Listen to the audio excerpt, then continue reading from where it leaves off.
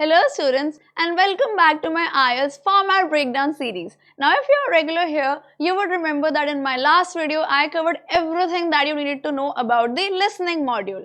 As for today, I am going to be diving deeper into the reading section, breaking down key strategies, question types and tips for you that you need to tackle this particular section with ease and confidence. So without wasting time, let's get started. So students, before anything else, let's first understand the basics of the format of your academic reading module. So let's start off with the duration. So for this particular section, you are going to be assigned 60 minutes or 1 hour. Now in this particular time frame, you will have 3 passages to work with. Alright, so it's ideal to spend 20 minutes on each. Okay. Now you need to remember that as you advance in the test, the questions are going to get harder and more difficult. So you need to navigate the test in that fashion and be prepared for that. Now what is the number of questions that we can expect here? So the number is 40. So the breakdown of this could be 13 plus 13 plus 14, making up to 40 from all 3 passages that you have here that you have to work with. Alright, now the scoring is very much similar to the listening module. If you remember, we understood that each correct answer in the listening module also earned us 1 mark, and if we did not get the answer right, we did not lose anything. Okay, so there is no negative marking. If you get the answer right, you get 1 mark. If you do not, you do not lose anything, but you do not gain anything also. Now again, the total score is going to be converted on a band scale. So say for instance, again this is very much similar to your listening module. If you remember, if you get 39 to 40 questions right, you are going to get a 9 band. If you get, let's say, 37 to 38 questions right, it's going to be 8.5. If you get 36 to 35 right, it's going to be 8, and so on so forth. Alright, so these are the basic things that you need to understand. After this, let's start off with the question types and the other things that you need to look into for understanding this particular module better. So students, now let's move ahead and understand the format of this particular reading section. But before that, I want to talk about this particular section in brevity. So what is the purpose behind taking in reading module in your IELTS? So the purpose behind designing this particular section is to assess your ability to understand written discourse and interpret stuff. Okay, so why are they testing you here and what are they testing? They are trying to understand if you will be able to work with written text and discourse, and whether you will be able to comprehend it properly, work with different vocabulary items or not, and whether you will be able to have inferences drawn, and whether you can capture the crux as well as specific information from a text or not. Alright, so this is the purpose behind taking in this particular module. Alright, now let's understand what is the format of this particular section. So the format is that, as I told you earlier also, we will have 3 long reading passages here that we will have to deal with. Now these long passages are going to be divided into short paragraphs. Alright, so it's not going to be one whole thing like this flowing like that, but it's going to be divided into different short paragraphs that you will have to work with. Alright, now as for questions, there are going to be 40 questions. Each section or each particular passage is going to give you 13 to 14 questions, and you will have to work with them. So for a particular passage, you will have to look at it and then go back to the questions assigned against that particular passage and then look for answers coming back to the passage itself. Alright, now let's understand where are the topics or content going to come from. So for these particular passages that they are going to give, where are these passages taken from? So what are the sources? The sources are reputed books, journals and newspapers. Now you would have this question that why are they taken from these things? So one thing is, students, that if you observe, all of these things are, first I told you, reputed. The second is all of these are published. So the idea behind giving you something which is published is to give you texts which are easy to follow, well organized and logically structured, so that when you are working with them, you do not face issues of ambiguity and confusion. Alright, so these are the things that you need to understand as far as the format of the reading module is concerned. As for the question types that I have written here, that you will have different types of questions for this particular section, we will discuss that in the next slide. Alright. Students, now let's move ahead and see what kind of questions can we expect for your IELTS reading module. So what is the first type of question that can be there? It's yes, no, not given. So here what is going to happen is that there is going to be a statement, and then if you think that statement is in alignment with what kind of view or claim has been made in the passage that you are dealing with, then you say it's yes. If in case you think that it's contradicting whatever has been made as a claim in the passage, you say no.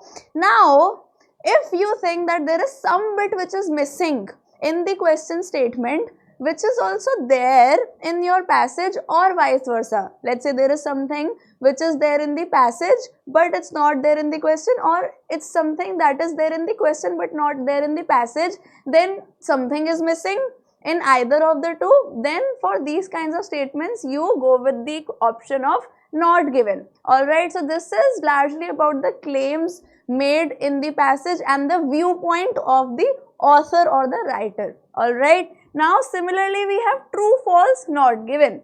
Here there is only one difference, that here we are not bothered with the viewpoint of the author or the writer, but instead of that we are working with the factual details of the passage that we are dealing with. So if you think that the factual details or descriptions which are there in the question statement are in alignment with the corresponding passage, then you say it's true. If in case you feel it's contradicting the same, then you go for a false.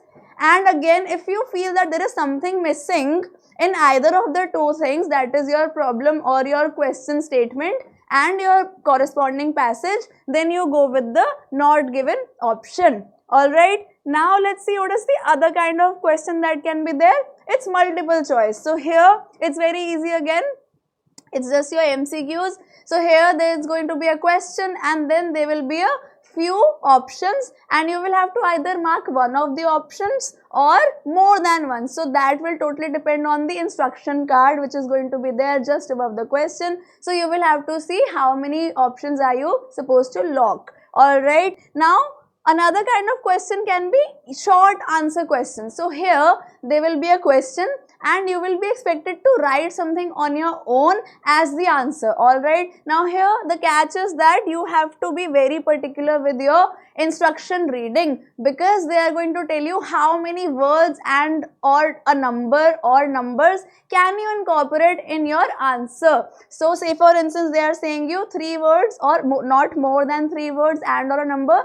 So you know that your answer is supposed to come below 3 words only, and there can be a number or there can be only one number as your answer. Alright, so make sure that you totally understand the instructions and you first at least read them. Alright, now this question, matching, one of the most crucial questions I would say is this one, matching. Now here what is going to happen? Obviously very similar to what we discussed in the listening module breakdown as well, that there are going to be different categories and you will have to match items from them. Alright, now there are a few other subparts under this rubric of matching. So let me tell you how to, what can you expect in these particular subparts. So say for instance you have sentence endings. Now here students, what they'll do is that they will give you a few sentences, alright, from the written discourse that you are working with, that is your passages, and then you will have a box, alright, box of endings.